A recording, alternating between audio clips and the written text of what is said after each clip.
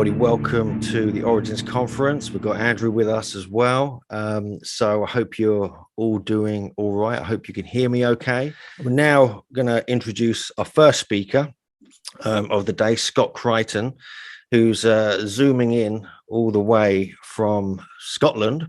And he's going to be sharing some of his latest research. That is literally zooming in and out there, as you can see. That's quite impressive. And so he's literally going to be kind of sharing his latest research on the Great Pyramid, and specifically focused on his book, The Great Pyramid Void Enigma. Now, many of you will know Scott. He's quite well known in the ancient mysteries world. He's put a lot of attention and focus onto the truth about what is going on in ancient Egypt, specifically the Giza Plateau, with the previous books like The Great Pyramid Hoax and others. And having looked at his book and listened to him speak about his latest research and his latest book, it really is quite compelling, because there's a lot of talk about what has been going on within the Great Pyramid. Are there extra chambers? Is there anything else there? I mean, Andrew himself has discovered caves and other areas beneath the whole Giza Plateau. So we were delighted when Scott agreed to come and join us here. So we'd like to welcome our first speaker of Origins 2021, Scott Crichton. So thank you. Thank you, Hugh, for that warm introduction. It's great to be here today at Megalithomania's Origins Virtual Conference 2021. Ladies and gentlemen, I don't have an awful lot of time here today, so I think it's probably best if we all just jump right into this thing. Okay, so this is what I'll be talking about today. That's the big void there in the middle of the screen. I hope you can all see that now. Okay, so as I was saying, the moment I heard the news about this, it literally was like a flashbulb had exploded in my head, because here was the missing piece that I'd been hoping would one day be found, that pulled all the other pieces of the historical puzzle that I'd been trying to piece together for about the last 20 years or so, and put it all into a cohesive picture that finally made complete sense. At least the picture I'd pieced together made complete sense to me. And that's what I want to share with you all today.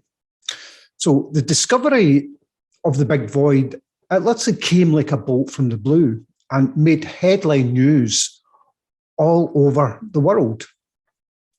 No one had ever anticipated the presence of such a massive hidden space deep inside the Great Pyramid.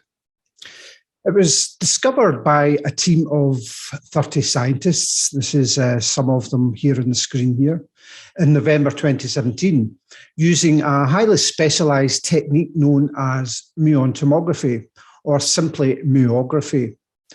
The technique is essentially a bit like taking an X-ray, except where X-rays can see into soft tissue, muography can see deep into the hardest of rocks.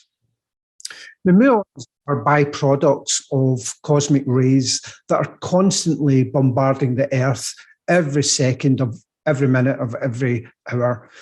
And by positioning specialized equipment and film plates inside and outside the pyramid, the Scan Pyramids team are able to detect the presence of the big void using 3 different muography techniques. This is just some of the equipment here. And this is what they found, the big void.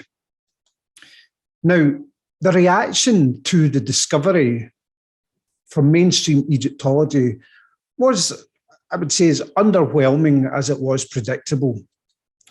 Dr. Zahi Hawass, well, he was pretty unimpressed and fairly scathing, actually, of the discovery, telling the press, "This is not a discovery. The pyramid is full of voids, and that does not mean there is a secret chamber or a new discovery." And the leading American Egyptologist, Dr. Mark Lehner, well, he opted to simply underplay the Scan Pyramid team's findings, simply saying, "Right now, it's just a big difference. It's an anomaly." There are some other Egyptologists who were more willing to discuss the Scan Pyramid team's findings.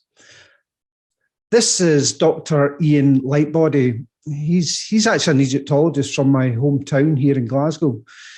Now, Lightbody suggested that what may have been detected by the muon scanners placed throughout the Great Pyramid was a sort of ghosting or reflection image from the Grand Gallery, which is positioned about 10 metres or so below the Big Void area. And he said, it may be the case that there are additional plausible interpretations of the data set produced, and the initial interpretation may not have been the correct one. Lightbody's ghosting theory, personally, I think it's unlikely, because the muon scanners outside the Great Pyramid had also detected the presence of the Big Void in the same area as those scanners that had been placed inside the monument. But in order to completely eliminate this ghosting possibility, in 2019, the Scan Pyramid team undertook a second series of scans within the pyramid, and crucially, from positions high above the Grand Gallery, which meant there could be no possibility of any reflection or ghosting effect occurring from the Grand Gallery below. Now, the original 27 scans had placed their equipment below the Grand Gallery. I've just highlighted that there, down there, along there, and also in the Queen's Chamber down here.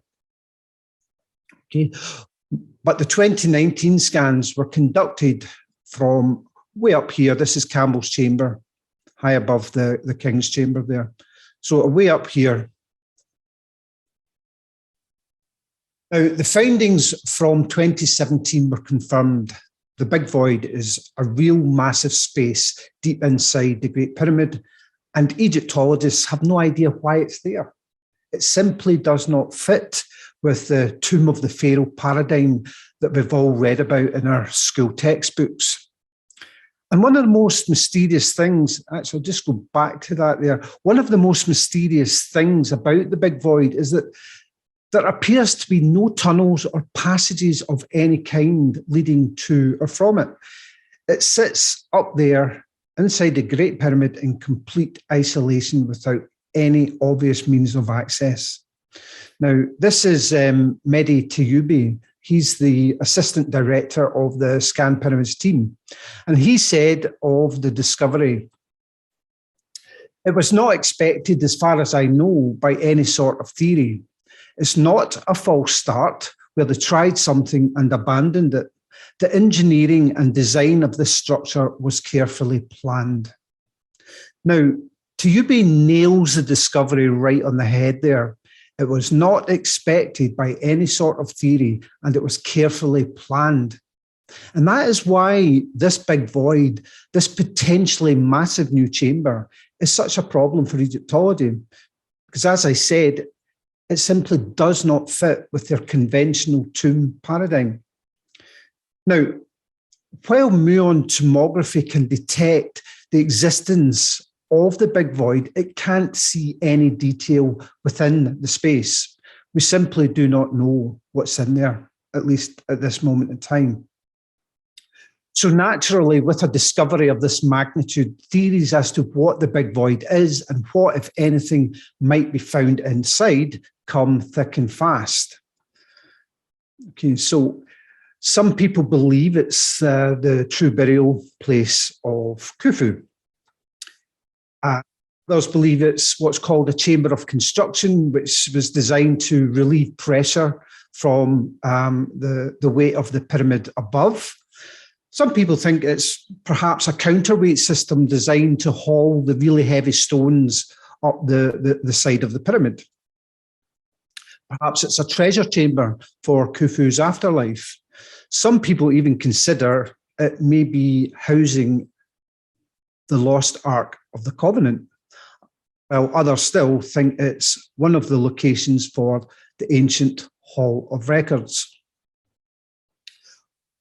We all marvel at the technology used to discover the Big Void and speculate endlessly as to what might be found inside. No one has actually stopped to consider whether the ancient Egyptians themselves might actually have anything to say about it. And as it turns out, they have rather a lot to say, and not just about the void, but of the pyramids as a whole. The story begins with an ancient legend, the legend of King Saurid. This legend is part of the cultural heritage of the Coptic Egyptians, who today represent about 10% of the modern Egyptian population. Now, this much persecuted minority group regard themselves as the direct descendants of the ancient Egyptians of the Pharaonic age, going all the way back to the Old Kingdom, pyramid builders, and far into our prehistory. It's their story, their legend, that I'm telling today. As a consequence of a number of invasions and persecutions by the Macedonians, the Greeks, and latterly the Muslim conquest of Egypt in 640 AD, the ancient Egyptians and their descendants, the Coptic Egyptians, were forced to secretly pass down their cultural heritage and history via oral means. Eventually, these oral traditions, of which the King Saurid legend forms a small part, were translated and put into the written form by the ancient Greeks, and these in turn were later translated by Arab historians in early medieval times. Alas, it's only the Arabic written accounts that have survived the passage and perils of time. But this legend is not, as some people assert, an Arabic tale. The Saurid legend comes to us from the Coptic Egyptians and their ancestors. So, what is this legend? The legend tells us that long ago in Egypt there lived a King Saurid. One night the king had a dream whereby the stars in the heavens had changed their course and that the earth had overturned. The earth was overturned and the stars wandered confusedly from their courses. Now, concerned about this vision, we are told that Saurid then instructed his astronomer priests to measure the height of the stars to determine what fate they held for his kingdom. Now, the priests made their measurements and reported back to the king that the stars foretold a coming deluge in 300 years that would destroy everything. One day the Nile will rise and cover all Egypt with water and drown the whole country. Then, as in the beginning, there will be nothing to be seen except water. In response to the predictions of his astronomer priests and the foretold destruction of his kingdom in 300 years, Saurid responded thus: the king ordered the pyramids to be built and the predictions of the priests to be inscribed upon columns and upon the large stones belonging to them, and he placed within them his treasures and all his valuable property. And here we are also told of the most important thing that Saurid placed inside the pyramid: bodies of his ancestors. And where would he place these ancestors? Here. Big void. That's it. It's there.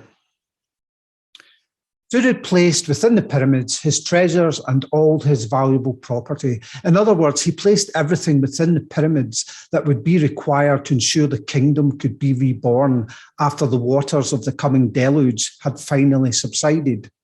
Naturally, this would include many seed types, tools, papyri containing knowledge, possibly even weapons, and so forth and so on. But within the Great Pyramid, and only this pyramid, Saurid would place the mummified bodies of his ancestors. Without this crucial element being securely stored within the Great Pyramid, Saurid's great plan, his Project Osiris, could never have worked. His Great Pyramid arcs, for that is essentially what he was building, would have completely failed to bring about the rebirth of the kingdom after it had been decimated by the anticipated deluge. Were these ancestor kings and queens to have been destroyed in the floodwaters, then they would no longer be able to intercede with the gods, for that was the role of these deceased Osiris kings, to bring about the rebirth of the kingdom after the deluge had receded. So that ladies and gentlemen, is the basic Coptic Egyptian legend of Saurid. As you can see and hear, it's a story that departs radically from the mainstream view as to why the pyramids were constructed. With the Saurid legend, the construction of the pyramids was all about securing the rebirth of the kingdom from a looming natural disaster, whereas modern Egyptology insists that their construction was all about the burial and rebirth of just one king, the reigning king, each of whom required his very own individual pyramid rebirth machine.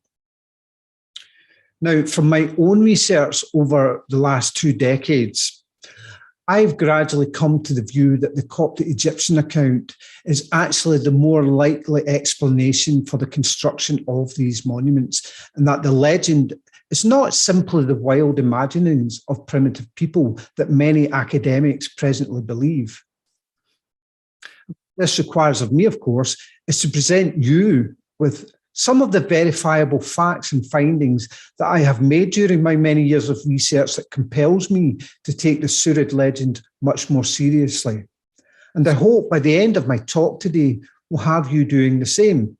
For a number of reasons, the Saurid legend is universally dismissed by Egyptology as nothing more than fantasy. They insist that there is no King Saurid in any of the ancient Egyptian king lists. There is no evidence of a deluge, and that the drowning of the entire country simply never happened, and that it's impossible for the Earth to overturn without there being a collision with another Earth-sized planet, which, had such an event occurred, would have instantly vaporized all life on the planet. And since life still exists in abundance, no collision or inversion ever occurred, and the legend is simply treated as nothing more than mythical fantasy to be ignored. Things are slowly changing.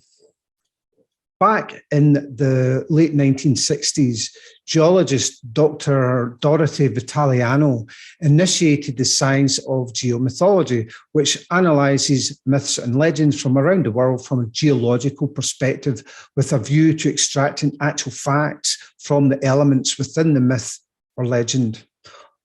Of this, she tells us, geomythology helps convert mythology back into history. Primarily, there are 2 kinds of geologic folklore: that in which some geologic feature or occurrence of some geologic phenomenon has inspired a folklore explanation, and that which is the garbled explanation of some actual geologic event, usually a natural catastrophe. It's been found that many of our ancient legends contain within them elements of truth and fact, and it's my personal belief that the Coptic Egyptian legend of Saurid will be found to be no different in this regard.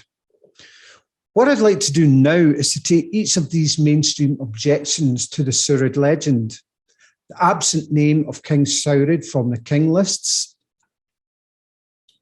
the earth inversion, and the deluge, and show that there may actually be more truth to these controversial aspects of the Saurid legend than is presently accepted. By going through each of these 3 objections, I'm setting the scene, providing the wider context, as it were, and backdrop for my final piece of evidence, the big void, that suggests the Saurid legend may very well be based more in fact than fiction. So let's begin with the missing name of Saurid. This is the Hungarian scholar Sander Fodor, who studied the Saurid legend in great detail. This is what he tells us of the Arabic name Saurid. Manetho, the second ruler of the 4th dynasty, names the second ruler of the 4th dynasty Sufis, and he is in fact Khufu. The name Sufis could easily have been misread by the translator or copyist as Saurid, thus furnishing the base for the Arabic form. The name Sufis is it's actually a late ancient Greek name for Khufu. But look closely here. As you can see there, the Greek letters used for the name Sufis, and compare them to that of Surid, they're very, very similar. And as Fodor says, the Arabic name Surid, the Greek lettering here, could have come about as a result of a copy's error in reading the original Greek script for Sufis. If that is so, then this is very much a legend that does belong to a well-known and well-attested ancient Egyptian king, Khufu, the builder of the Great Pyramid. The truth of this name having simply been lost in translation, quite literally. But it's not just the Great Pyramid the legend speaks of. We are told that Surid built the pyramids, plural, as a defense against the coming deluge and to bring about the rebirth of the kingdom. Mainstream Egyptology tells us that the pharaoh Huni, that's Khufu's grandfather, built around 7 pyramids. Khufu's father, Sneferu, then built a total of 4 pyramids, with at least 2 of them, bizarrely, from a mainstream point of view, being built concurrently. Now, the conventional explanations as to why these kings would need multiple pyramids for a single burial, in my personal view, stretches credibility to beyond breaking point, because it suggests that some pyramids were merely symbolic tombs or cenotaphs, while others were mistakes, which for some reason the ancient Egyptians went on to complete anyway, while building other pyramids concurrently. It's just all very strange, and in my opinion, none of it is at all credible. But if you had embarked upon a transgenerational construction project where the objective is to build as many recovery arcs as you possibly can before the deluge strikes, then a pharaoh building several pyramid arcs in his lifetime makes perfect sense. Now, a clue to the transgeneral nature of this major construction project, what I call or refer to as Project Osiris, comes to us from another ancient Egyptian story, the myth of Isis and Osiris, as given to us by the ancient Greek historian and philosopher Plutarch. Now, typically, Egyptologists interpret these texts largely from a mythological and religious perspective, although some scholars do consider the possibility that some elements of the Isis-Osiris story may indeed be rooted in some actual occurrence in ancient times. But there is a deeper meaning to the Isis-Osiris myth, and it speaks to us in allegorical terms of a deluge and of the pyramids as a means of recovery from this deluge. The basic myth of Isis and Osiris tells us that Osiris was the king with Isis his wife. His brother Seth was jealous of Osiris and plotted against him. First, he tricked Osiris into lying in a coffin, which Seth then securely sealed, and which he cast into the Nile, whereupon Osiris drowned in the waters of the river. Now, as we'll shortly see, this drowning of Osiris is actually a metaphor for the coming deluge that would drown the entire kingdom. Continuing the myth, Isis, the wife of Osiris, eventually finds the dead body of her husband and manages to bring him back to life. Seth, enraged by this, finds Osiris again and this time cuts his body into 16 pieces. Some versions of the legend say 14 pieces. Those numbers are actually significant, so keep them in mind. Now, having done this, we are then told that Seth scattered 16 body parts of Osiris all across the land of Egypt. So what does this myth actually tell us? What's the hidden subtext in this allegorical story? Well, in the ancient Egyptian pyramid texts, these are the oldest religious writings in the world. We also read this. This pyramid is Osiris. This construction of the pyramids is Osiris. So according to the pyramid text, the pyramids literally are Osiris, which is interesting because when we take a close look at the relative distribution of the first giant pyramids along the banks of the Nile, what we find is that they form a stickman outline of the iconic Osiris figure shown in the screen here. The little dots on the image here represent the relative pyramid locations mapped against the key centres of the Osiris figure. Now, it's not exact, it's not an exact science, but it's very, very close, this distribution pattern. So in other words, each of these pyramids represents a symbolic body part of Osiris. There were 11 giant pyramids from this time, 3 of which were unfinished, leaving us with 8 completed main pyramids. With all the smaller satellite pyramids included, we then have a total of 16 completed pyramids. And this actually reduces to 14 pyramids if we exclude there are 2 tiny so-called cult pyramids at Giza, which have no internal chambers whatsoever. So 16 or 14. What I'm saying here is that just as the pyramid texts tell us, the pyramids literally were Osiris, and Osiris literally was the pyramids. The 14 or 16 pieces of his pyramid body scattered along the banks of the Nile, just as the myth of Isis and Osiris tells us. It's a bit like in modern times, many people regard each individual church as the body or a body part of Christ. So you can think of it like that. And this is precisely why the ancient Egyptians regarded Osiris as the god of rebirth and regeneration. Osiris was all about building sufficient numbers of pyramid arcs to bring about the revivification of the kingdom, not the king, after the coming deluge had destroyed everything. And if these 14 or 16 pyramids are literally the embodiment of Osiris, then this may also help to explain a peculiar title of Isis, who's described in some other ancient Egyptian texts as the mistress of the pyramid.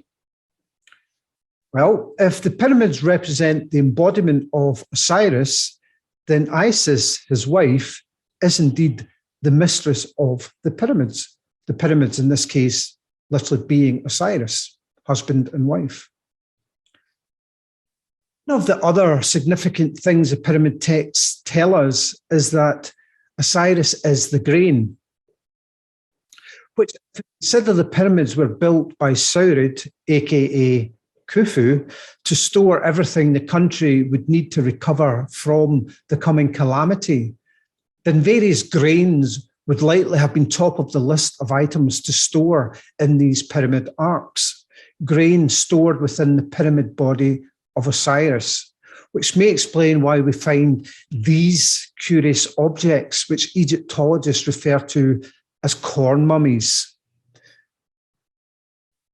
They are small effigies of Osiris fashioned from mud, then seeded with grain and wrapped in linen before being placed in a small wooden coffin and buried in a small pit with a large rock placed on top, symbolizing the pyramid.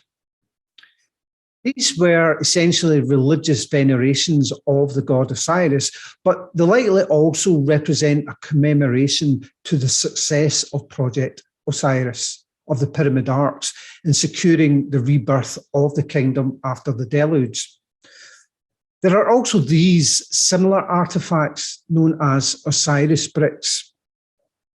Nebank, or Osiris brick. Nebank simply means container of life. Similar to the corn mummies, the mini sarcophagi here, usually about 12 to 18 inches long, would be filled with Nile mud with the shape of Osiris impressed into the mud and left to dry. Just like the corn mummies, these mini sarcophagi would then be sealed and buried in the ground with a large rock, again symbolizing the pyramid, placed on top. This idea of filling small stone boxes with earth in veneration of Osiris wasn't an idea that appeared out of nowhere. 1818, the great Italian pyramid explorer Giovanni Belzoni became the first person in modern times to enter the main chamber of G2, the middle pyramid at Giza. This is what he tells us of his discovery. The lid had been broken at the side so that the sarcophagus was half open. It is of the finest granite, but like the other in the first pyramid, there is not one hieroglyphic on it. Looking at the side, I perceived a great quantity of earth and stones. Belzoni found the granite box filled with earth, something like this. Now that's just a representation. Okay, so there's no earth in that particular granite box today. That's merely to give you an idea of what it would have looked like when Belzoni first opens it. They also found the bones of a bull among the earth. Now, the bull's often used as a symbol for the fecundity of the earth and was also a symbol for Osiris. Now, this earth-filled granite box, it was essentially the archetype of the much later Osiris bricks. This was a chthonic ritual created to bring about and venerate the rebirth of the earth. The later ancient Egyptians, with their corn mummies and their miniature earth-filled sarcophagi, their nebank, they weren't inventing something new. They were simply replicating in miniature form what they already knew the sarcophagi in the pyramids contained, plain old Egyptian earth. These stone boxes in these first pyramids had little to do with the burial of any ancient pharaoh. They were all about the rebirth and recovery of the earth of the ancient Egyptian kingdom after the coming deluge, which again is what the Surid legend tells us was the purpose of these monuments. What about the other pyramids? If all of these pyramids were about the storage of seeds and tools and so on, has any of this ever actually been found in significant quantities in any of these first 16 pyramids? Indeed, it has. This is the French Egyptologist Jean-Philippe Lauer, and he was one of the early explorers of the Step Pyramid here at Saqqara. And he tells us that much wheat was found and cultivated wheat and barleys were found in the subterranean chambers beneath the Step Pyramid at Saqqara. And the British Egyptologist Cecil Firth, exploring the underground passages of the Step Pyramid in the 1920s, he tells us that in many of the passages he was walking through, he had to walk through grain that was almost up to his shins. And here, American Egyptologist Mark Lehner, he tells us that galleries 6 to 9 of the Step Pyramid at Saqqara contained a remarkable collection of stone vessels, stacks of plates and cups, most of alabaster, but also of other fine stones, added up to a staggering total of around 40,000 vessels. And here we see just a small fraction of what was found under the Step Pyramid at Saqqara. The tallness of all of these pyramids, essentially designed, the pyramid was designed to act as a beacon that any survivors of the deluge would be able to spot on the landscape from many, many miles away, thereby assisting them in locating these pyramid arcs quickly and retrieving their life-sustaining contents after the deluge had abated. Now, all of this suggests to me that several ancient Egyptian kings built multiple pyramids, 16 of them in total, as part of a pan-generational recovery plan for the kingdom, and that this plan was preserved in the allegorical myth of Isis and Osiris, and again, all of which supports the Surid legend as to the purpose of these monuments. But what about the more contentious aspects of the Surid legend, the overturning of the earth and the deluge? Let's first of all deal with the overturning of the earth inversion. Many apparently good reasons, most scientists dismiss rapid pole shift and inversion events out of hand. The Earth's equatorial bulge is, according to science, simply too big a stabilising force for anything other than a collision with another large planet to destabilise it. And yet the Surid legend says otherwise. 300 years before the flood, Surid had a dream in which it seemed that the Earth overturned and that the stars wandered confusedly from their courses. In his controversial book, Worlds in Collision, the Russian scholar Immanuel Velikovsky documented many other ancient accounts that spoke of an Earth inversion event. In the second book of his history, Herodotus relates his conversations with Egyptian priests. The sun rose contrary to his wont. Twice he rose where he now sets, and twice he set where he now rises. Pomponius Mela, a Latin scholar of the 1st century, wrote, "The course of the stars has changed direction 4 times, and that the sun has set twice in that part of the sky where it rises today." The magical papyrus Harris speaks of a cosmic upheaval of fire and water when the south becomes north and the earth turns over. In Hermitage Papyrus also, reference is made to a catastrophe that turned the land upside down. Finally here, Harakti is the Egyptian name for the western sun. The inscriptions do not leave any room for misunderstanding. Harakti, he riseth in the west. Physical evidence might there be that shows us the earth was once upside down? Now, while I document some of this evidence at great length in my new book, there's time here for but one piece of physical evidence that shows the earth was long ago upside down. This evidence comes to us from the famous astronomical ceiling of the tomb of Senemet. He was the architect of Queen Hatshepsut, who lived around 1500 BC. Now, this astronomical ceiling has caused a lot of debate and even controversy among scholars for many decades, since the arrangement of the stars and planets it depicts only makes sense when viewed from the perspective of the Earth having once been upside down. I hope you can all see on the image here the little star I've placed above the figure of Orion, just there, and the yellow disk above the figure of Sirius, just there. The top ceiling panel is oriented southwards, while the northern panel at the bottom of the screen here is oriented towards the north.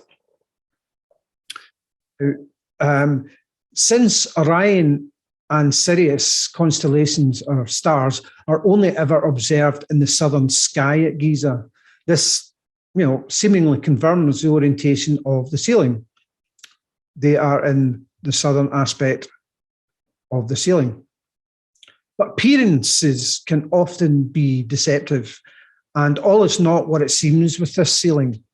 There's something very, very strange about it. The first to comment on the peculiar nature of this astronomical ceiling was the Russian scholar Alexander Pogel, who tells us a characteristic feature of the Senemet ceiling is the astronomically objectionable orientation of the southern panel. It has to be inspected, like the rest of the ceiling, by a person facing north, so that Orion appears east of Sirius. With the reversed orientation of the southern panel, Orion, the most conspicuous constellation of the southern sky, appeared to be moving eastward in the wrong direction. So what does Pogel actually mean by this? How does and how can Orion appear east of Sirius? This image here, I hope, gives you a better perspective and idea of what Pogel is meaning. For as we can now see, sitting in the chamber looking up at the ceiling, the figure of Orion, that's him there, is actually towards the chamber's eastern side. It's closest to the chamber's eastern wall, while Sirius up here is nearest the western wall, which is closest to us here. This is extremely odd because when we compare these relative positions of Orion and Sirius that we find on the ceiling with the actual positions of Orion and Sirius in the southern sky of Egypt today, we find a complete mismatch. Here in the sky on the right, we find that the Orion stars are to the west. That's Orion there, and they're to the west. While the star Sirius down here is to the east of Orion, the complete opposite of what we see on the Cenobite ceiling that we can see in the left image here. But these aren't the only anomalies we find with this ceiling. Notice how Sirius towers above Orion in the Cenobite ceiling, whereas in the actual sky, Orion towers above Sirius. Sirius is down here, Orion's above there. But in the ceiling, Sirius is way above Orion. Scientist and author Michael Reed observed further strange things about this astronomical ceiling. He tells us that at Thebes, Scorpius currently reaches a maximum altitude of about 20 to 40 degrees above the southern horizon. Should the world turn upside down, however, it would pass almost exactly overhead, just about there, on the ceiling there. And the Scorpius is found at the extreme top center of the north panel of the Cenobite ceiling, exactly where it should be if the world were upside down. And there's also this. Now, the planets always appear to move along the ecliptic. Now, this is on the Cenobite ceiling. This is Mars here. This is Saturn. There's Orion and Sirius, Jupiter, Venus, and along here is Mercury on the far right. Now, the planets, the sun and the moon, always follow what's called the ecliptic plane or the path of the ecliptic. That's this red line here. And here we see Orion and Sirius is above the red line, the ecliptic. Now, if we actually look at Giza, it's quite faint, but the ecliptic plane is there. A faint red line just goes along there, which the sun, the moon, and all the planets follow. But look, here we see Orion constellation is below the ecliptic line. Sirius is actually out of shot here, just below the horizon. So Sirius and Orion are actually below. This is taken from Giza today, but on the Cenobite ceiling, Orion and Sirius are presented above the ecliptic line. The final point of note with regards to this ceiling is the demon goddess Tauret. That's her way down here in the red box there. I'll just enlarge that so that you get a better idea. Now, she represents a pregnant hippopotamus with a crocodile on her back. You can just see the crocodile there. Now, in astronomical ceilings, Tauret is always found facing eastwards.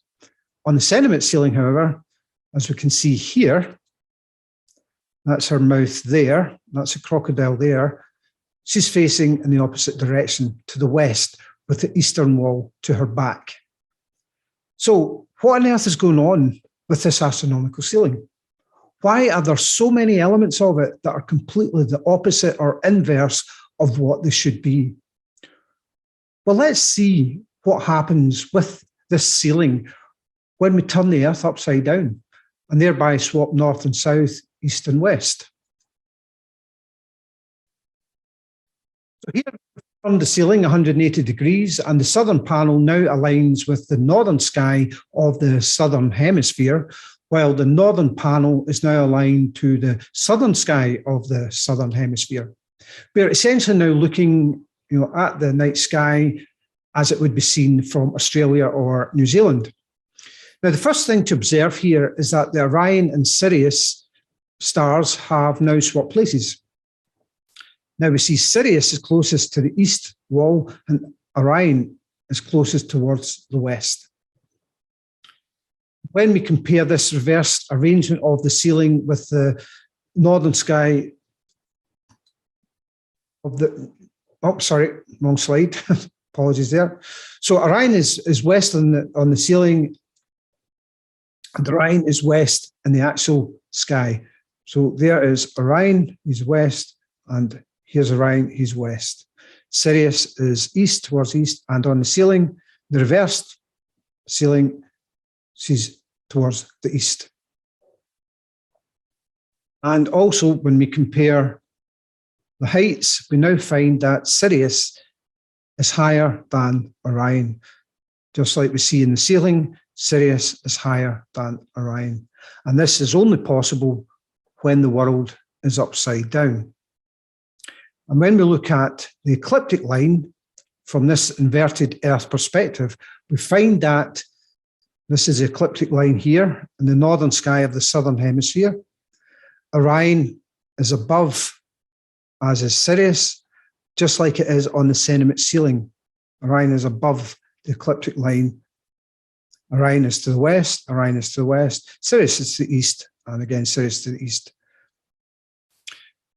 Oh, finally, we have the Goddess Tauret. With this Earth inversion, she now faces towards the east, just as she does in all other astronomical depictions of her. And so, ladies and gentlemen, with a complete inversion of the Earth, all of these anomalies of the Cenobite astronomical ceiling completely vanish. And here is Velikovsky. Oh yeah, sorry, that's a slide you can see there. Yep, the Tauret on the ceiling is facing now towards the east. And here's Velikovsky, who should really have the final word on this peculiar ceiling. The real meaning of the irrational orientation of the southern panel and the reverse position of Orion appears to be this. The southern panel shows the sky of Egypt as it was before the celestial sphere interchanged north and south, east and west. The reversal of east and west, if combined with the reversal of north and south, would turn the constellations of the north into constellations of the south and show them in reversed order, as in the chart of the southern sky on the ceiling of Cenobite's tomb. The stars of the north would become stars of the south. So, if we accept that such inversions are actually a natural part, a natural geophysical occurrence of our planet after long periods of time, then it could also help explain why the Sahara went from being a lush green savanna some 12,000 years ago to the desert that we see today. And it may also help explain the water erosion observed on the body of the Sphinx and within its enclosure. Turning our attention now to the other controversial aspect of the Surid legend, the deluge. The legend tells us that the king anticipated this civilization-ending event to come about some 300 years in their future. Now, it's one thing, of course, that the ancient Egyptians may have believed that a future deluge would destroy their civilization. But what evidence is there to show that these Old Kingdom pyramids are associated with planning for such a devastating calamity? And what evidence is there to show that it ever occurred? Now, in one respect, this latter question is somewhat moot. That the ancient Egyptians believed this catastrophic deluge would happen is actually all that really matters here, because it was this belief that seems to have been the impetus for them to construct their pyramid arcs, their great recovery vaults. They could very well have constructed the monuments purely on this belief, only for their descendants to discover several centuries later that no deluge ever came, that the predictions of Saurid's astronomer priests were wrong. But of the pyramid's association with a coming deluge, there can be little doubt. It is a clay impression given the name of the Great Pyramid. And it provides us with our first clue that the pyramids, just as the Surid legend tells us, were built as a defense against an anticipated flood. We find this evidence in the very name of the Great Pyramid. which is Akhet Khufu, which simply means flood protector. Now, more significantly here, however, is this sign of the ibis bird in the red box there. This bird is closely associated with the flooding of the Nile and also of the ancient Egyptian god Thoth, who was their god of wisdom and knowledge. This is him here, Thoth. As you can see, he also has a head of the ibis bird, which, as previously stated, is associated with floods. Significantly, though, it was Thoth who announced the coming of the deluge that would drown the entire kingdom, hence his title as Thoth, harbinger of the flood. Then Thoth, being the tongue of the great god, declares that acting for the Lord Tem, he's going to make a flood. He says, I am going to blot out everything that I have made. This earth shall enter into the watery abyss of Nu by means of a raging flood, and will become even as it was in primeval times. One day the Nile will rise and cover all Egypt with water and drown the whole country. Then, as in the beginning, there will be nothing to be seen except water. Why should the god Thoth, as a harbinger of the deluge, be associated with the ibis bird? Again, the answer is fairly simple. The ibis bird does the very same thing with regards to the annual Nile flood. Just before the annual Nile flood, flocks of white ibises would have appeared on the fields as they returned from the south. If they came late or not at all, farmers would see this as a bad omen, foreshadowing low floods and a poor harvest. So they regarded the wise bird that knew the secret of this vital phenomenon as an embodiment of the learned god Thoth. Now, let's go back again to the pyramid's name as flood protector. Here we see this rather plain-looking rectangle sign in the red box here. What does this mean? Well, when we consult the ancient Egyptian hieroglyphic dictionaries, we find it means a pool of water. So once again, the very name of the Great Pyramid is associated with a body of water. But what about the circular sign in the red box here? What does that mean? Again, consulting our hieroglyphic dictionary, we discover that it means town, city, or region. Now, it may be more than simple coincidence here that the city sign of the region has been placed under the pool of water sign, the land under a body of water. The message here seems clear. It speaks of a coming deluge associated with the god Thoth, as depicted by the presence of the ibis bird, which can only mean the deluge announced by Thoth that we read of in the Book of the Dead, and which tells us all Egypt will be drowned. In this sense here, the pyramid sign on the far right, the far left, it essentially acts as what's called a determinative of the phrase here, flood protector, Akhet Khufu, since this protection against the flood, the deluge, was the very function of these pyramid arcs. Now consider this image. Here we see on the left, a typical hieroglyphic sign, simply means pyramid. A triangle sitting atop a rectangle. Now, according to the conventional interpretation of this sign, the rectangle beneath the pyramid here, down here, is simply a two-dimensional rendering of the pyramid's outer enclosure wall, which you can see more clearly in the image on the right. That's the enclosure wall going around the pyramid there. Now, in my view, I think Egyptology has this wrong. The pyramid atop the rectangle sign is not actually a single hieroglyphic sign at all, but is actually two signs, a pyramid atop a pool of water. How do I know this? How am I convinced by this? Well, because the South Pyramid at Saqqara, which is now actually more of a rubble pile, really, it shows us explicitly what this base, this sign around the base of the pyramid actually is. We see here, we see this pyramid's so-called enclosure wall takes the form of the ancient Egyptian hieroglyphic sign for water. The pyramid is surrounded by or emerging from a body of water. In the ancient Egyptian pyramid texts, it tells us very clearly that Osiris emerges from the Duat, and also that the Duat, symbolized by a rectangle, is a dark, watery realm.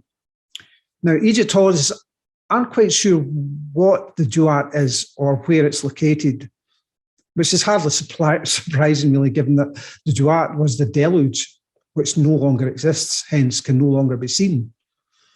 Now, if we consider the first 14, 16 pyramids as the physical embodiment of Osiris, then what we are seeing in these hieroglyphics of the pyramid standing in a body of water is the pyramid body of Osiris, his drowned body emerging from the waters of the deluge, from the waters of the Duat, just as we read in the pyramid texts.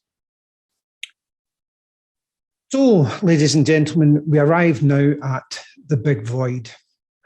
What evidence might this massive space potentially provide us that could help us validate the Saurid legend of the pyramids as having been built as a defense against an anticipated deluge?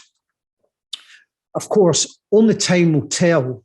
But even now, there are tantalizing clues as to what will be found within the big void, should we ever manage to devise a means of peering directly into this mysterious space. The starting point, of course, is the Saurid legend, which you may recall tells us that within the pyramid, Saurid placed all of his treasures and valuable property, along with the bodies of his ancestors. In terms of my own research, this last piece of the legend was key. Since no mummified remains have ever been found in or under the Great Pyramid, it stands to reason that, assuming the legend is true, that there had to be another massive chamber somewhere deep inside the Great Pyramid where Saurid had reinterred his ancestors from their less secure burials.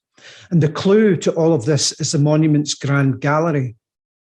As mentioned briefly at the start of my talk today, the Great Pyramid has never sat easily within the tomb of the King Paradigm, since unlike most Egyptian pyramids that have just one chamber, the Great Pyramid over here, you see that there, the Great Pyramid has 4 known chambers and now possibly a 5th, the big void.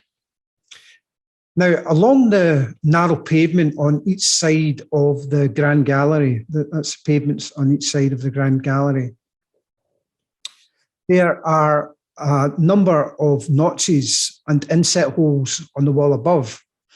Of these notches and inset holes, Dr. Robert Schoch of Boston University tells us a series of 27 holes occurring in pairs on either side and alternating between longer ones of about 23.3 inches and shorter ones of about 20.5 inches.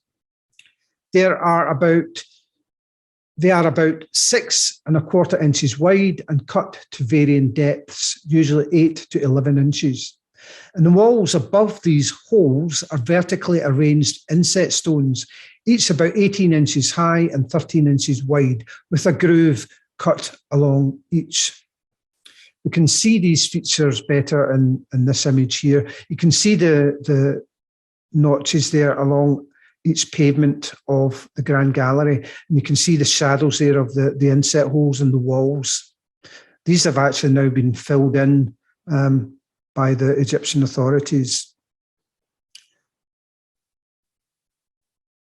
This is a better view of the notches there, one of the notches, and the inset hole above on the wall.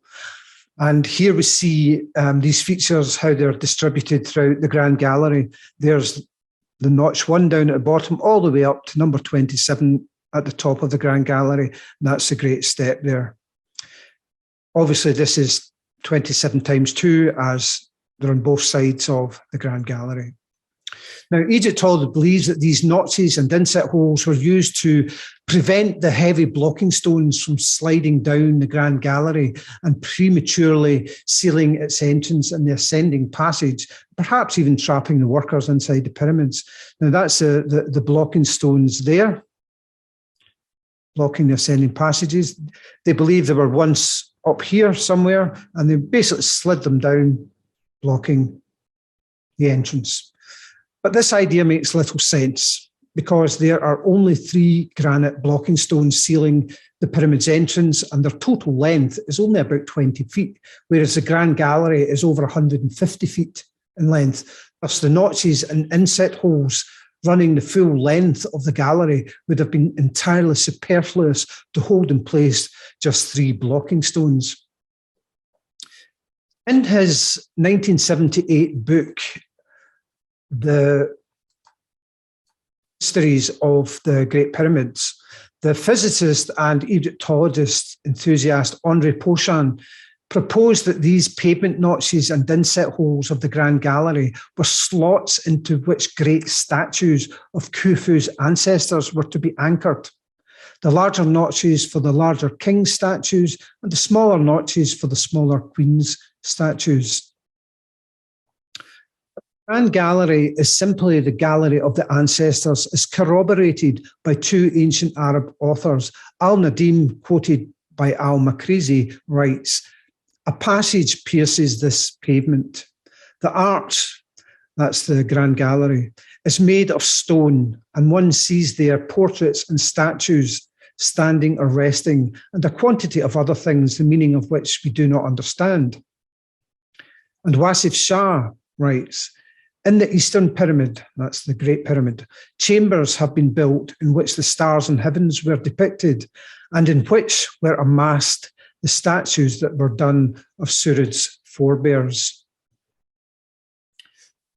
Now, these statues would alternate king and queen on both sides of the gallery, with each king and his queen facing each other.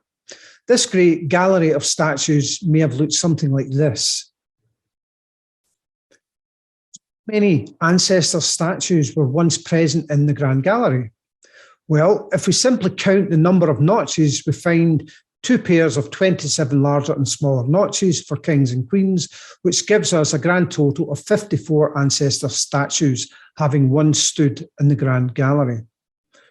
So, with that figure, we can then go and check to see how many ancestors Khufu actually had. And this is what we find. From Menes, the first king of the first dynasty, through to Khufu's father Sneferu, the first king of the 4th dynasty, there were a total of 27 kings and, of course, 27 queens.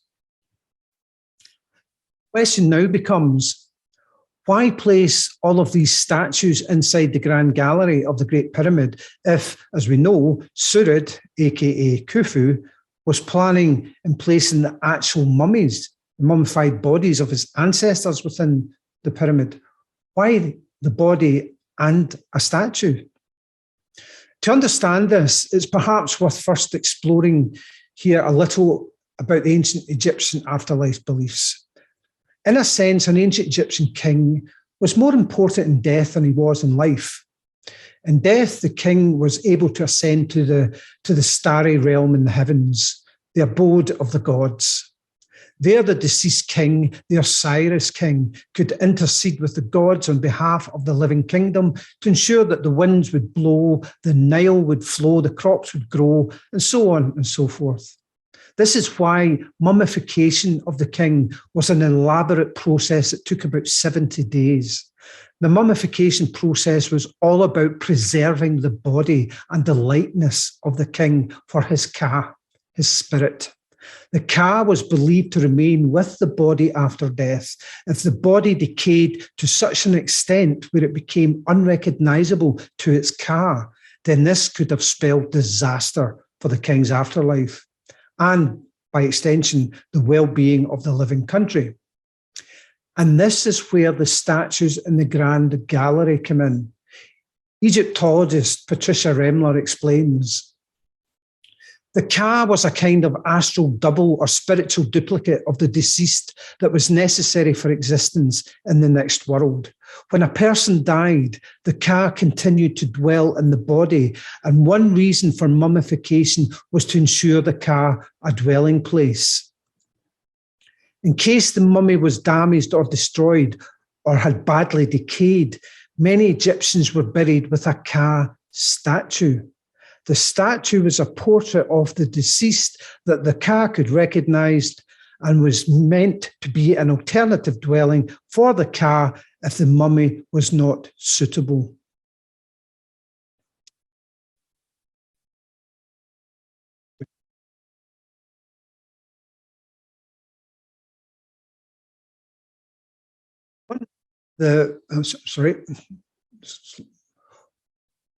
All of this essentially raises an interesting question. If Surid had removed his ancestors from their original, less secure tombs and placed them in the more secure Big Void, might not this better explain the complete lack of discovery of any kings and queens from this early period? We found many from later periods, just not from this early period. And might it not also help to explain another of ancient Egypt's great mysteries, the phenomena of the undisturbed empty sarcophagi? Now, one of the most bizarre of these occurrences took place at Giza in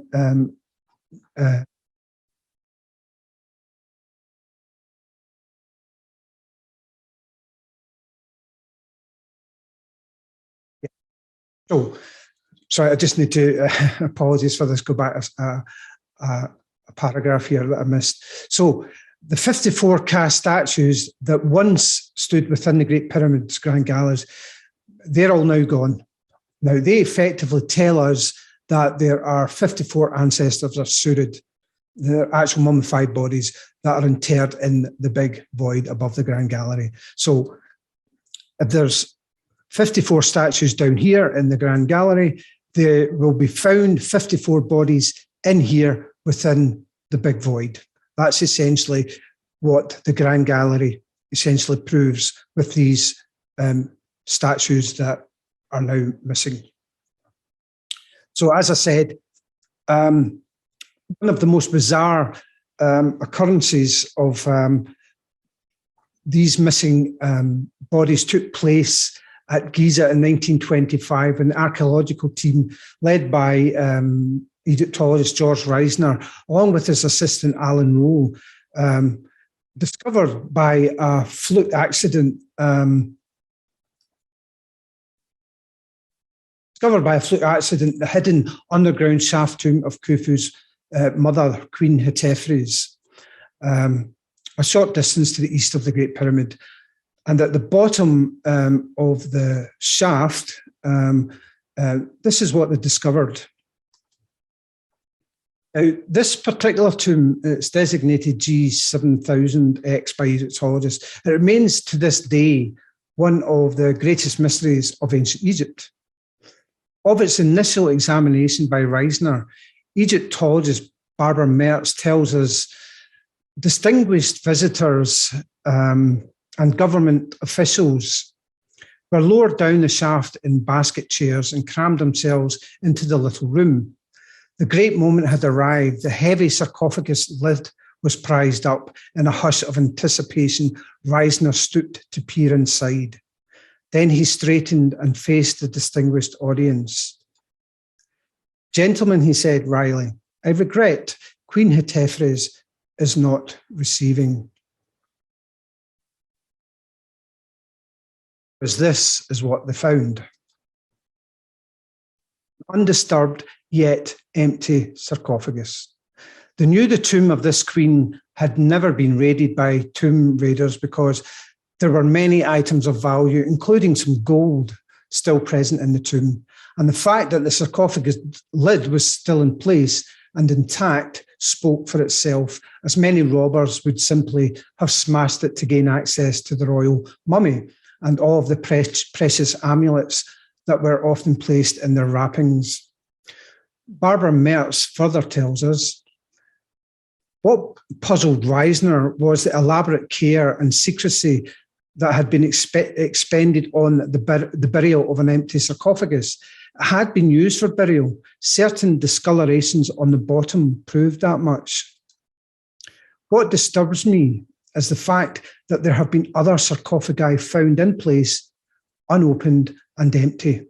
2 of them date to the 3rd dynasty, not so distant in time from the heyday of Hetepheres. The cases are not exactly parallel, but yet there remains the incontestable and bewildering common feature of the empty sarcophagi. What is also of significance with these other undisturbed yet empty sarcophagi that Barbara Mertz speaks of is that they all come from before the time of Khufu. None of them come from the time after Khufu. In other words, these particular burials are found only among Khufu's ancestors. So once again, this is precisely what the Surid legend tells us. Surid, Khufu, placed the bodies of his ancestors within the pyramid.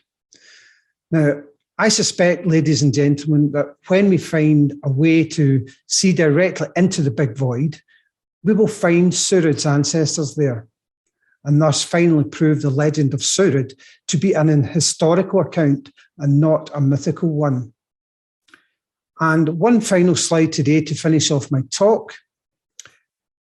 When first discovered in 2017, both Zahi Hawass and Mark Lehner were giving the discovery of the big void short shrift, and were both pretty much dismissive of it. That doesn't seem to be the case any longer. Egyptian government has the Scan Pyramids team back in the relieving chambers above the King's Chamber, doing more scans and probing to find the best way to try and access that large void. It took a while for the Supreme Council to be convinced of that void, but now Dr. Zahi Hawass and Dr. Mark Lehner are talking openly about it as a possible store of something significant. As a possible store of something significant. Now, I await further findings. Thank you for your time today.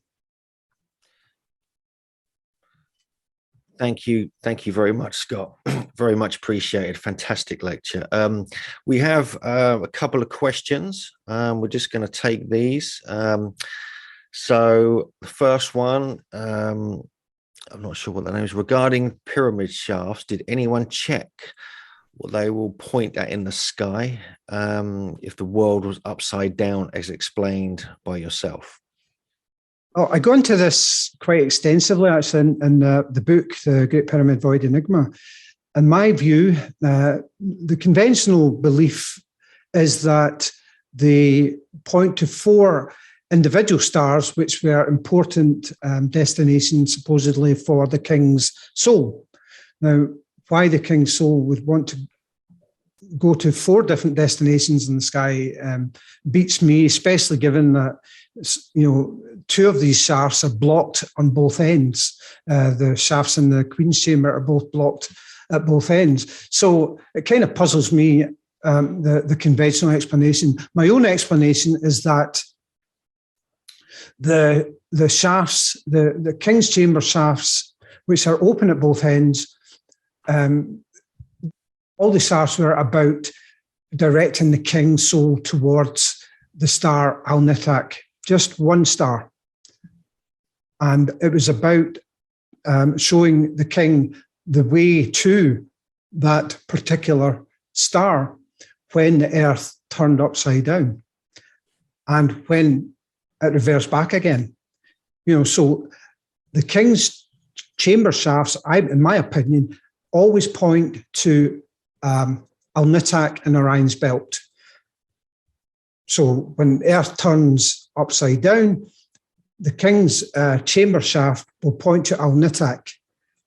When earth reverses, it will also point to Al-Nitak. The queen's chamber shafts, those shafts, the block shafts, are merely about showing the orientation of the belt, how the belt turns over. That's why you find in the two northern, or what we call the northern shafts of the Great Pyramid, they actually cross over each other, or the trajectories of those two shafts cross over each other if you extend them out of the pyramid. And that crossing over, again, is showing us that when the Earth turned over, Orion's belt was seen to flip over. That's what that crossing over of the stars is about, of the shafts, sorry, is about, so that the king is always going to the correct destination, which is just one star. It's Alnitak in Orion's belt. That's my personal view.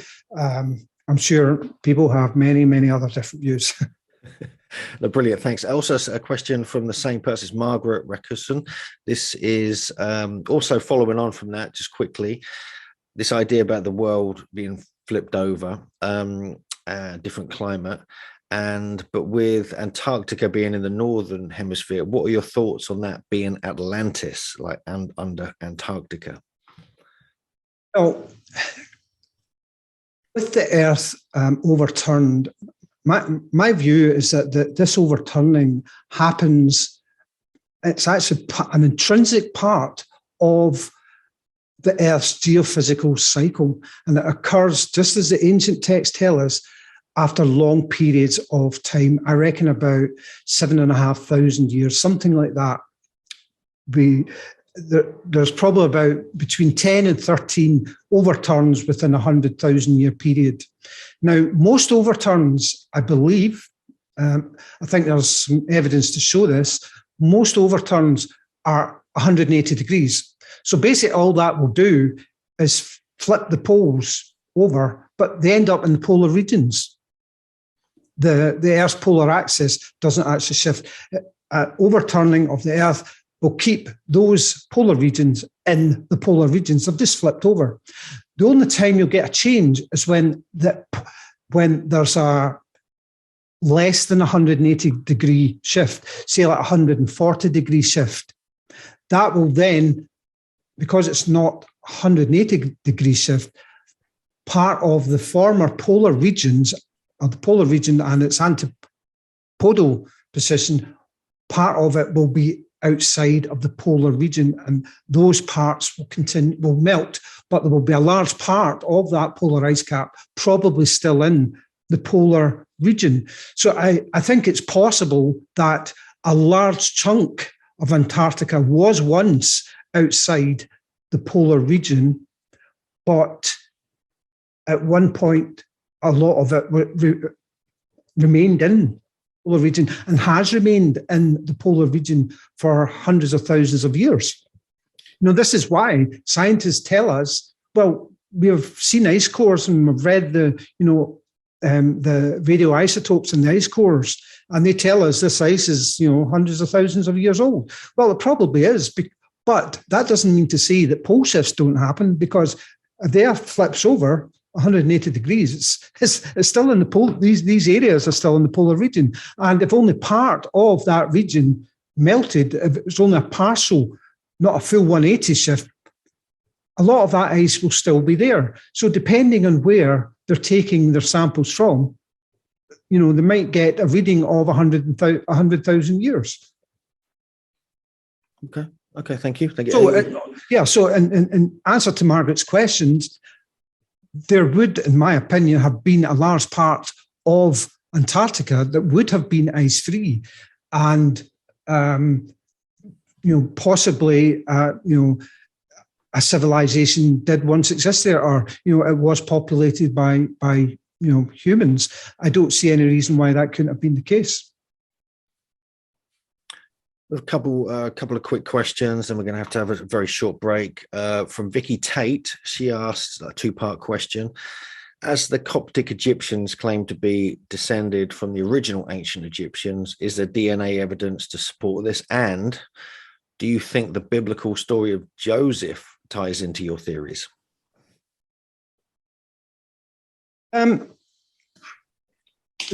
The DNA question, I'm not entirely sure about that, to be honest. Whether the Coptic Egyptians, have DNA markers that go all the way back to ancient Egyptian times. I know there has been some controversial DNA, I think, from King Tutankhamun that has been analysed, and it actually shows markers from Celtic people, England,